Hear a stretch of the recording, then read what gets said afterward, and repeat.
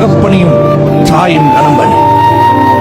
உங்க அப்பா அம்மா போன் பண்ண உடனே எடுத்து அப்பா அப்பா வை வை வை வை சொல்லாத. உங்க அம்மா போன் பண்ணி எங்கடா இருக்க, அம்மா வை வை வை சொல்றேன் ஃப்ரெண்ட்ஸ் கூட இருக்கேன்னு சொல்லாத. கனப்படுத்து. போன் பண்றாங்களா பைக்கை நிறுத்தி சொல்லுங்கம்மா என்ன பண்றீங்க, சாப்பிட்டீங்களா கேளு. உன்னை விசாரிக்கிறாங்கல்ல. உனக்கு ஒரு பிரச்சனைனா உன் ஃப்ரெண்ட்ஸ் வர மாட்டான், உன் குடும்பம் தான் வரும்.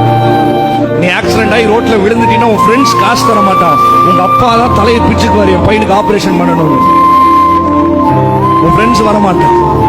போன் பண்ணா வை வை வை வைப்பா எடுக்காம மிஸ்டு கால். உங்க அப்பா அம்மா கூட மிஸ்டு காலே உன் ஹிஸ்டரியில் இருக்கக்கூடாது. ஒரு போன் பண்றா நிறுத்தி அடுத்த செகண்ட் அடிச்சு கேளு.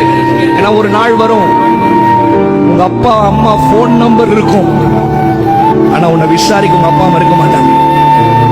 அடக்கம் பண்ணிட்டு வந்ததுக்கு அப்புறம் வீட்டுக்குள்ள உங்க அப்பா உட்கார்ந்த சேர பார்ப்பேன், உங்க அம்மா இருந்த கிச்சனை பார்ப்பேன், அவங்க இருக்க மாட்டாங்க. சாப்பிட்டியான்னு உன்னை உண்மையா கேட்கறதுக்கு ஒரு மனசு இருக்காது. இருக்கும் பொழுதே அவங்களை ரெஸ்பெக்ட் பண்ணு. கற்பனையிலே மேலான கற்பனை உன் தகப்பனையும் தாயும் கனம் பண்ணு.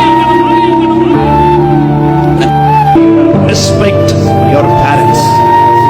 உன் தகப்பனையும் தாயையும் கல்யாணம் ஆனாலும் சரி ஆகாட்டியும் சரி, கல்யாணம் ஆகி நீ அம்மா வீட்டுக்கு போயிருந்தாலும் சரி, இல்ல கூட்டு குடும்பமா இருந்தாலும் சரி, உன் தகப்ப